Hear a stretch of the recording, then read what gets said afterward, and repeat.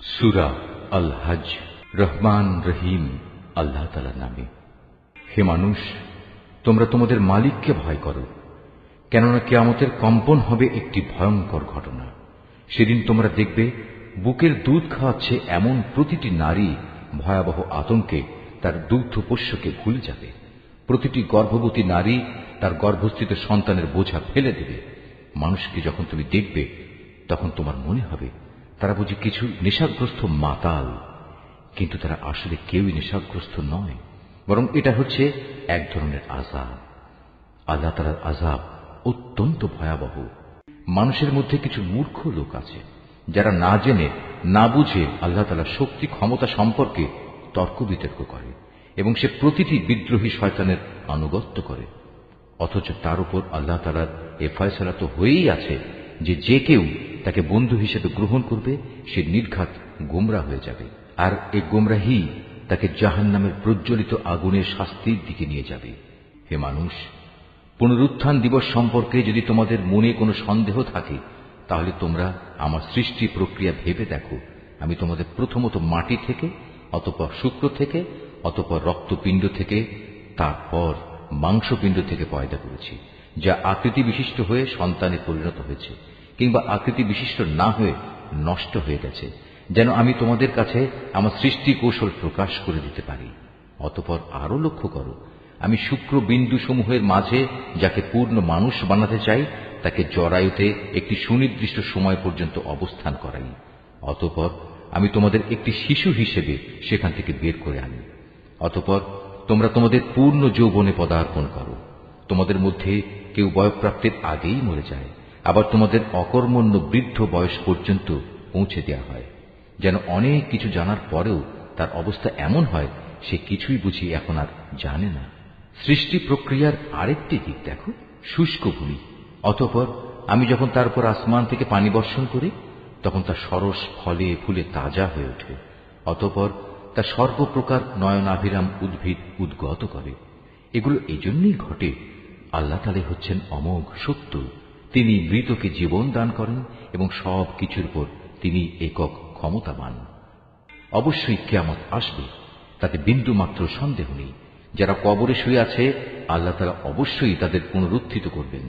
তারপরেও মানুষদের মধ্যে এমন কিছু আছে যে ব্যক্তি কোন রকম জ্ঞান, পথনির্দেশ ও দীপ্তিমান কেতাব প্রদত্ত তথ্য ছাড়াই আল্লাহ তাআলার ব্যাপারে ধৃষ্টতাপূর্ণ বিতণ্ডা শুরু করে, যাতে মানুষদের আল্লাহর পথ থেকে গোমরাহ করে দিতে পারে। যে ব্যক্তি এমন করে তার জন্য দুনিয়াতে রয়েছে লাঞ্ছনা ও অপমান। শুধু তাই নয়, কিয়ামতের দিন আমি তাকে জাহান্নামের আগুনের কঠিন শাস্তিও আস্বাদন করাবো। আমি তাকে বলবো, এ হচ্ছে তোমার সেই কর্মফল যা তোমার হাত দুটো আগেই এখানে পাঠিয়ে দিয়েছে। আর আল্লাহ তাআলা নিজ বান্দাদের প্রতি কখনো এত বড় জালেম নন। মানুষের মধ্যে এমন কিছু আছে যে ঈমানের একান্ত প্রান্ত সীমার উপর থেকে আল্লাহ তাআলার ইবাদত করে। যদি এতে তার কোনো পার্থিব উপকার হয় তাহলে সে ঈমানের ব্যাপারে নিশ্চিত হয়ে যায়, কিন্তু যদি কোনো দুঃখ কষ্ট তাকে পেয়ে বসে তাহলে তার মুখ পুনরায় কুফরির দিকে ফিরে যায়। এভাবে সে দুনিয়াও হারায় এবং আখিরাতও হারায়। আর এটা হচ্ছে আসলেই এক সুস্পষ্ট ক্ষতি। এই নির্বোধ ব্যক্তিরা আল্লাহর বদলে এমন কিছুকে ডাকে যা তার কোনো অপকারও করতে পারে না, উপকারও করতে পারে না। এটা হচ্ছে এক চরমতম গোমরাহি। ওরা এমন কিছুকে ডাকে যার ক্ষতি তার উপকারের চেয়ে বেশি নিকটতর। কত নিকৃষ্ট এদের অভিভাবক, কত নিকৃষ্ট সে অভিভাবকের সহচর। পক্ষান্তরে যারা আল্লাহ তাআলার উপর ঈমান আনে এবং নেক কাজ করে, আল্লাহ তাআলা তাদের এমন এক জান্নাতে প্রবেশ করাবেন যার পাদদেশে সুপ্রিয় ঝর্ণাধারা প্রবাহিত হবে। অবশ্যই আল্লাহ তাআলা যা চান তাই করেন। যদি কেউ মনে করে আল্লাহ তাআলা যাকে নবুয়ত দিয়েছেন তাকে দুনিয়া ও আখিরাতে কোনো সাহায্যই করবেন না, তাহলে নিজের পরিতৃপ্তির জন্য সে যেন আসমান পর্যন্ত একটি রশি ঝুলিয়ে নেয়, অতঃপর আসমানে গিয়ে যেন ওহী আগমনের ধারা কেটে দিয়ে আসে। তারপর নিজেই যেন দেখে নেয় যে জিনিসের প্রতি তার এত আক্রোশ তার এই কৌশল তা দূর করতে পারে কিনা। এভাবেই সুস্পষ্ট নিদর্শনের মাধ্যমে আমি কোরআনটা নাজিল করেছি। আল্লাহ তাআলা যাকে চান সঠিক পথের হেদায়েত দান করেন। যারা আল্লাহর উপর ঈমান এনেছে, যারা ইহুদি হয়ে গেছে, যারা ছিল সাবেঈ, যারা খ্রিস্টান ও অগ্নিপূজক, সর্বোপরি যারা আল্লাহর সাথে শিরক করেছে, কিয়ামতের দিন আল্লাহ তাআলা এদের সবার জান্নাত ও দোজখের ফয়সালা করে দেবেন। অবশ্যই আল্লাহ তাআলা প্রত্যেক বস্তুই পর্যবেক্ষণ করছেন। তুমি কি এ বিষয়টির প্রতি লক্ষ্য করনি? যত সৃষ্টি আসমান সমূহে আছে, যত আছে জমিনে, সব কিছুই আল্লাহ তাআলাকে সাজদা করছে। সাজদা করছে সূর্য, চন্দ্র, তারকারাজি, পর্বতসমূহ, বৃক্ষলতা, জমিনের উপর বিচরণশীল সব জীব জন্তু। সর্বোপরি মানুষের মধ্যেও অনেকে তাকে সাজদা করছে। এ মানুষদের অনেকের উপর নাফরমানির কারণে আল্লাহর আযাব অবধারিত হয়ে আছে। আসলে আল্লাহ তাআলা যাকে অপমানিত করেন তাকে সম্মান দেওয়ার কেউই থাকবে না। অবশ্যই আল্লাহ তাআলা তাই করেন যা তিনি ইরাদা করেন। এ হচ্ছে বিপরীতমুখী দুটো দল, যারা নিজেদের মালিকের ব্যাপারে একে অন্যের সাথে বিতর্ক করল। অতঃপর এদের মধ্যে যারা আল্লাহ তাআলাকে অস্বীকার করে তাদের পরিধান করানোর জন্য আগুনের পোশাক কেটে রাখা হয়েছে। শুধু তাই নয়, তাদের মাথার উপর সেদিন প্রচন্ড গরম পানি ঢেলে দেয়া হবে। তার ফলে যা কিছু তাদের পেটের ভেতর আছে তা সব এবং চামড়াগুলো গলে যাবে। তাদের শাস্তির জন্য সেখানে আরো থাকবে বড় বড় লোহার গদা। যখনই তারা দোজখের তীব্র যন্ত্রণায় অস্থির হয়ে তা থেকে বেরিয়ে আসতে চাইবে, তখনই তাদের পুনরায় ধাক্কা দিয়ে তাতে ঠেলে দেয়া হবে। বলা হবে, জ্বলনের প্রচন্ড যন্ত্রণা আজ তোমরা আস্বাদন করো। এরা ছিল বিতর্কের প্রথম দল, যারা আল্লাহ তাআলাকে অস্বীকার করেছে। বিতর্কের দ্বিতীয় দল, যারা আল্লাহ তাআলার উপর ঈমান এনেছে এবং নেক কাজ করেছে, আল্লাহ তাআলা অবশ্যই তাদের এমন এক জান্নাতে প্রবেশ করাবেন যার তলদেশে অমেয় ঝর্ণাধারা প্রবাহমান থাকবে, যেখানে তাদের সোনার কাঁকন ও মুক্তা দিয়ে বানানো মালা দ্বারা অলঙ্কৃত করা হবে। উপরন্তু সেখানে তাদের পোশাক হবে রেশমের।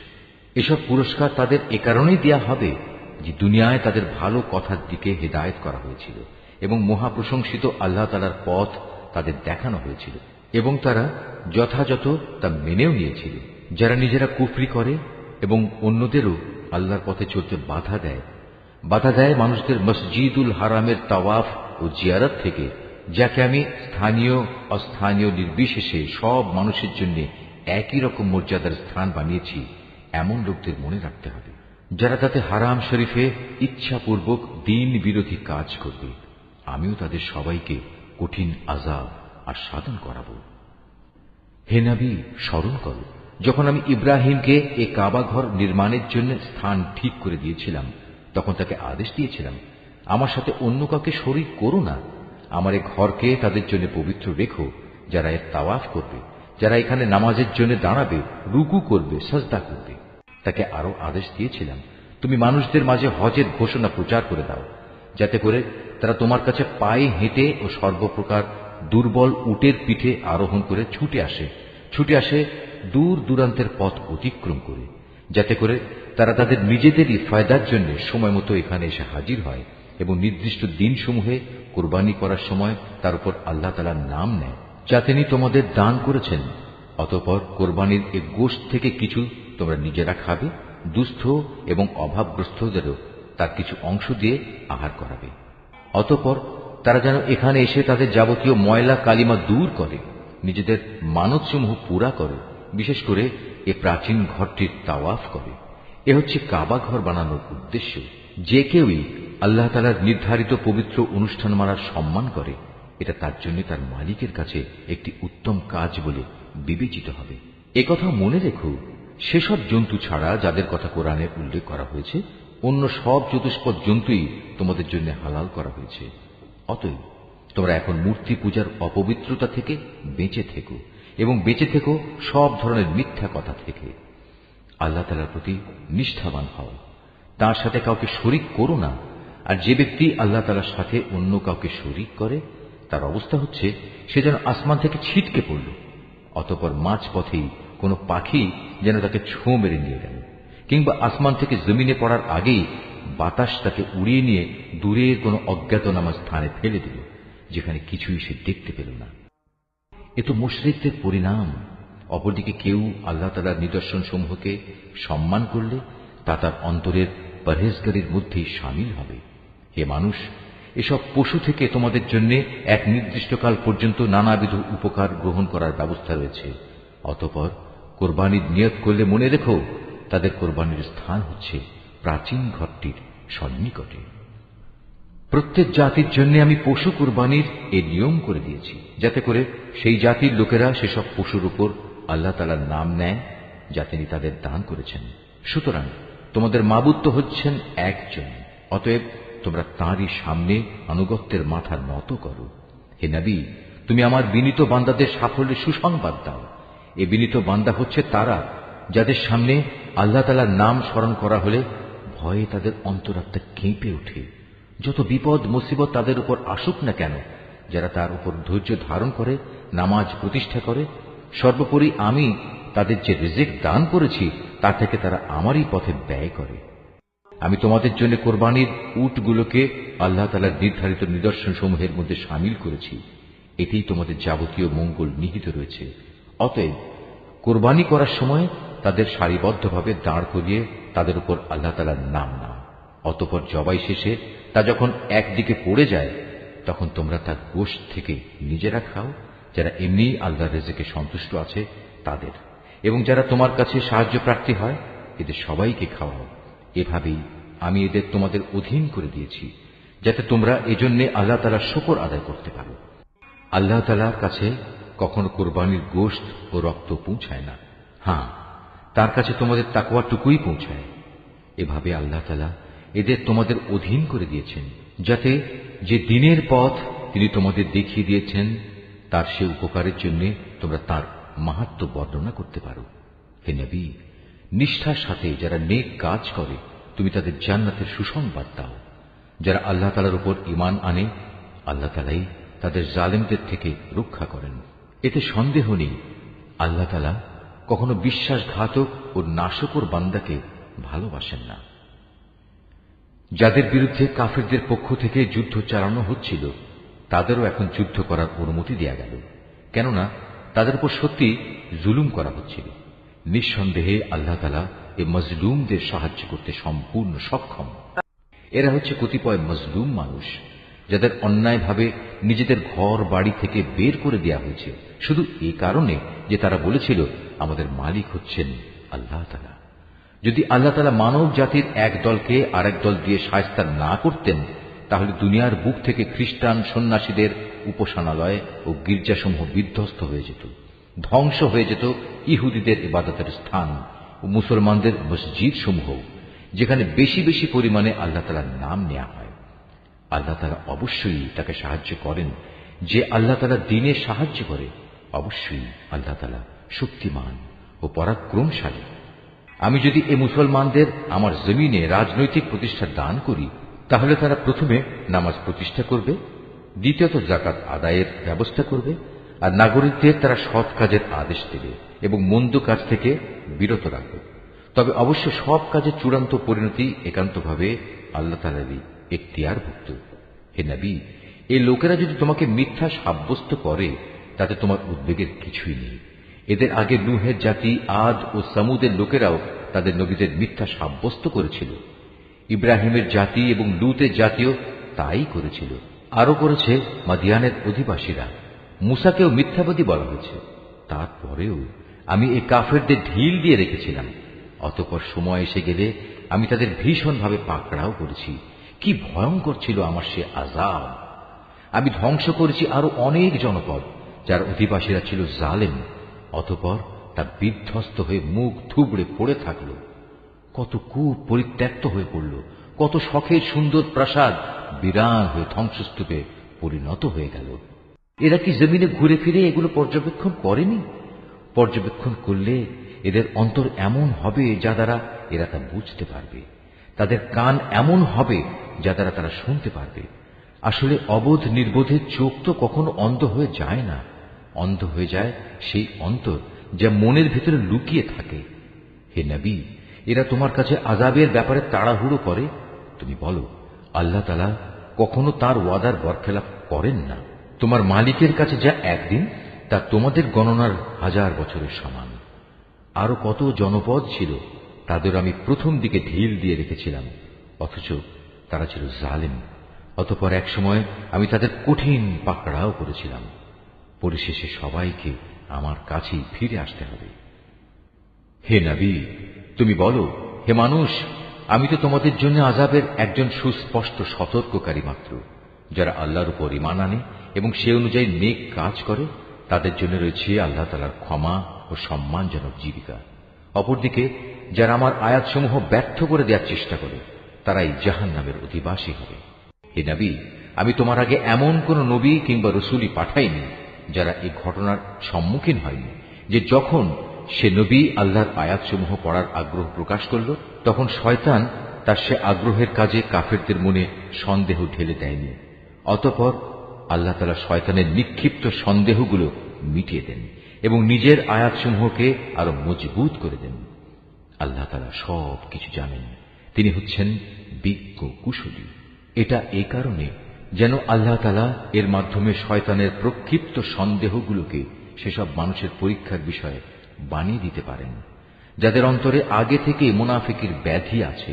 উপরন্তু যারা একান্ত পাষাণ হৃদয়, অবশ্যই এই জালেমরা অনেক মতবিরোধ ও সন্দেহে নিমজ্জিত হয়ে আছে। এটা এই কারণে যাদের আল্লাহ তাআলার কাছ থেকে জ্ঞান দেয়া হয়েছে, তারা যেন জানতে পারে এটাই যা তুমি পড়লে তোমার মালিকের পক্ষ থেকে আসা সত্য। অতঃপর তারা যেন তাতে পুরোপুরি ঈমান আনে এবং তাদের মন যেন সেদিকে আরো আকৃষ্ট হয়ে পড়ে। অবশ্যই আল্লাহ তাআলা ঈমানদারদের সঠিক পথে পরিচালিত করেন। যারা আল্লাহ তাআলাকে অস্বীকার করে, তারা এই কোরআনের ব্যাপারে সন্দেহ পোষণ করা থেকে কখনো বিরত হবে না, যতক্ষণ না একদিন আকস্মিকভাবে তাদের উপর কিয়ামত এসে পড়বে, অথবা তাদের উপর একটি অবাঞ্ছিত ও ভয়ঙ্কর দিনের আযাব আসবে। সেদিন চূড়ান্ত বাদশাহী হবে একমাত্র আল্লাহ তাআলার। তিনি তাদের সবার মাঝে ফয়সালা করবেন।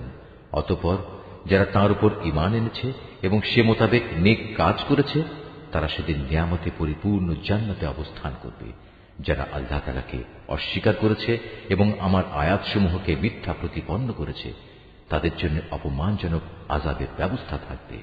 যারা আল্লাহ তাআলার পথে তাঁরই সন্তুষ্টির জন্য নিজেদের ভিটে মাটি ছেড়ে গেছে, পরে আল্লাহর পথে নিহত হয়েছে কিংবা এমনি মৃত্যুবরণ করেছে, অবশ্যই আল্লাহ তাআলা কিয়ামতের দিন তাদের উত্তম রিজিক দান করবেন।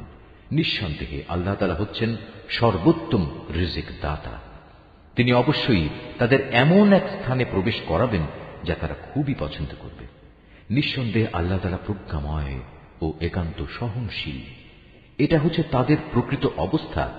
অপরদিকে কোনো ব্যক্তি দুশমনকে যদি ততটুকুই কষ্ট দেয় যতটুকু কষ্ট তাকে দেয়া হয়েছিল, তার সাথে যদি তার উপর বাড়াবাড়িও করা হয়, তাহলে আল্লাহ তাআলা অবশ্যই এই মজলুম ব্যক্তির সাহায্য করবেন।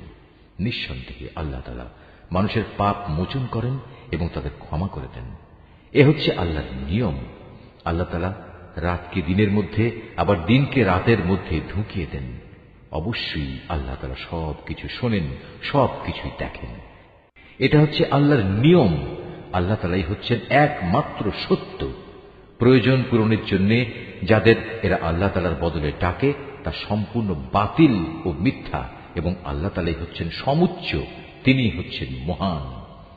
তুমি কি তাকিয়ে দেখোনি আল্লাহ তাআলা কিভাবে আসমান থেকে পানি বর্ষণ করেন? অতঃপর এ পানি পেয়ে জমিন সবুজ শ্যামল হয়ে ওঠে। নিশ্চয়ই আল্লাহ তাআলা স্নেহপরায়ণ, তিনি তাদের যাবতীয় সূক্ষ্ম বিষয়ের খবর রাখেন। আসমান সমূহ ও জমিনে যেখানে যা কিছু আছে সবই তাঁর জন্য। আল্লাহ তাআলা হচ্ছেন সব ধরনের অভাব মুক্ত ও যাবতীয় প্রশংসার একমাত্র মালিক। তুমি কি দেখতে পাও না আল্লাহ তাআলা কিভাবে এ জমিনে যা কিছু আছে তাকে এবং সমুদ্রে বিচরণশীল জলযানকে নিজের আদেশক্রমে তোমাদের অধীন করে দিয়েছেন? তিনি আসমানকে ধরে রেখেছেন যাতে করে তা জমিনের উপর পড়ে না যায়, কিন্তু তার আদেশের সাথে যখন পড়ে যাবে সেটা হবে ভিন্ন কথা। অবশ্যই আল্লাহ তাআলা মানুষদের সাথে স্নেহপ্রবণ ও দয়াবান। তিনি তোমাদের জীবন দান করেছেন, অতঃপর তিনি তোমাদের মৃত্যু দেবেন, পুনরায় তিনি তোমাদের জীবন দান করবেন। মানুষ আসলেই অতিমাত্রায় অকৃতজ্ঞ, তারা সবাই ভুলে যায়। প্রত্যেক জাতির জন্যই আমি ইবাদতের কিছু আচার অনুষ্ঠান ঠিক করে দিয়েছি যা তারা পালন করে। অতএব এ ব্যাপারে তারা যেন অবশ্যই তোমার সাথে কোনো তর্ক না করে। মানুষদের তুমি তোমার মালিকের দিকে ডাকতে থাকো, অবশ্যই তুমি সঠিক পথের উপর রয়েছ। তারপরেও তারা যদি তোমার সাথে বাক বিতণ্ডা করে, তাহলে তুমি বলে দাও, তোমরা আমার সাথে যা কিছু করছো আল্লাহ তাআলা তা ভালো করেই জানেন। তোমরা যেসব বিষয় নিয়ে নিজেদের মধ্যে মতবিরোধ করছো, কিয়ামতের দিন আল্লাহ তাআলা তোমাদের মধ্যকার সেসব বিষয়ের চূড়ান্ত ফয়সালা করে দেবেন। তুমি কি জানো না, আসমান ও জমিনে যা কিছু আছে আল্লাহ তাআলা তার সম্পর্কে সম্যক অবগত রয়েছেন। এর সবকিছু একটি কিতাবে সংরক্ষিত রয়েছে। এই সংরক্ষণ প্রক্রিয়াটা আল্লাহ তাআলার কাছে অত্যন্ত সহজ একটি কাজ। তারপরেও তারা আল্লাহ তাআলাকে বাদ দিয়ে এমন সব কিছুর গোলামি করে যার সমর্থনে আল্লাহ তাআলা কোনো দলিল প্রমাণ নাজিল করেননি এবং যে ব্যাপারে তাদের নিজেদের কাছেও কোনো জ্ঞান নেই। বস্তুত সীমা লঙ্ঘনকারীদের জন্য কিয়ামতের দিন কোনোই সাহায্যকারী থাকবে না। হে নবী, যখন এদের সামনে আমার সুস্পষ্ট আয়াতসমূহ তেলাওয়াত করা হয়, তখন তুমি কাফিরদের চেহারায় তীব্র অসন্তোষ দেখতে পাবে। অবস্থা দেখে মনে হয় যারা তাদের সামনে আয়াত তেলাওয়াত করছে এরা বুঝি এখনই তাদের উপর হামলা করবে। হে নবী, তুমি এদের বলো, আমি কি তোমাদের এর চাইতে মন্দ কিছু সংবাদ দেব? তা হচ্ছে জাহান্নামের আগুন। আল্লাহ তাআলা যার ওয়াদা করেছেন তাদের সাথে যারা আল্লাহ তাআলাকে অস্বীকার করে, আবাসস্থল হিসেবে তা কত নিকৃষ্ট। হে মানুষ, তোমাদের জন্য এখানে একটি উদাহরণ পেশ করা হচ্ছে, কান পেতে তা শোনো। আল্লাহ তাআলা ছাড়া তোমরা যাদের ডাকো তারা তো কখনো ক্ষুদ্র একটি মাছিও তৈরি করে দেখাতে পারবে না, যদি এ কাজের জন্য তারা সবাই একত্রিতও হয়। যদি সে মাছি তাদের কাছ থেকে কোনো কিছু ছিনিয়ে নিয়ে যায়, তবে তারা তার কাছ থেকে তা ছাড়িয়েও নিতে পারবে না। যাদের এতটুকু ক্ষমতা নেই, কত দুর্বল তারা যারা এদের কাছে সাহায্য প্রার্থনা করে। কত দুর্বল তারা যাদের কাছে এ সাহায্য চাওয়া হচ্ছে। এ মূর্খ ব্যক্তিরা আল্লাহ তাআলাকে কোনো মূল্যায়নই করতে পারেনি, ঠিক যেভাবে তার ক্ষমতার মূল্যায়ন করা উচিত ছিল। আল্লাহ তাআলা নিশ্চয়ই পরাক্রমশালী। আল্লাহ তাআলা তার ওহী বহন করার জন্য ফেরেশতাদের মধ্যে থেকে বাণীবাহক মনোনীত করেন। মানুষদের ভেতর থেকেও তিনি এটা করেন। অবশ্যই আল্লাহ তাআলা সবকিছু শুনেন ও সবকিছু দেখেন। তাদের সামনে যা আছে তা যেমনি তিনি জানেন, তেমনি জানেন তাদের পেছনে যা আছে তাও, কেননা একদিন তার কাছেই সব কিছুকে ফিরে যেতে হবে। এই আয়াতটি যিনি তেলাওয়াত করবেন এবং যিনি এই আয়াতটির তেলাওয়াত শুনবেন, তারা যদি শাফি মাযহাবের অনুসারী হন, তাহলে তাদের সবাইকে এই আয়াতের সাজদাটি আদায় করতে হবে। তাদের জন্য এটা ওয়াজিব। হে মানুষ, যারা ঈমান এনেছ, তোমরা আল্লাহ তাআলার সামনে রুকু করো, সাজদা করো এবং তোমাদের মালিকের যথাযথ ইবাদত করো, নেক কাজ করতে থাকো। আশা করা যায় এতে করে তোমরা মুক্তি পেয়ে যাবে। আর আল্লাহ তাআলার পথে তোমরা জিহাদ করো, যেমনি তার জন্য জিহাদ করা তোমাদের উচিত। তিনি দুনিয়ার নেতৃত্বের জন্য তোমাদেরই মনোনীত করেছেন এবং এই জীবন বিধানের ব্যাপারে তিনি তোমাদের উপর কোন সংকীর্ণতা রাখেন। তোমরা প্রতিষ্ঠিত থেকো তোমাদের আদি পিতা ইব্রাহিমের দ্বীনের উপর। সে আগেই তোমাদের মুসলিম নাম রেখেছিল। এর কোরআনের মধ্যেও তোমাদের এ নামই দেয়া হয়েছে, যেন তোমাদের রাসূল তোমাদের মুসলিম হবার উপর সাক্ষ্য প্রদান করতে পারে। আর তোমরাও দুনিয়ার গোটা মানব জাতির উপর আল্লাহর দ্বীনের সাক্ষ্য প্রদান করতে পারো। অতএব নামাজ প্রতিষ্ঠা করো, যাকাত আদায় করো এবং আল্লাহ তাআলার রশি শক্তভাবে ধারণ করো। তিনিই হচ্ছেন তোমাদের একমাত্র অভিভাবক। কত উত্তম অভিভাবক তিনি, কত উত্তম সাহায্যকারী তিনি।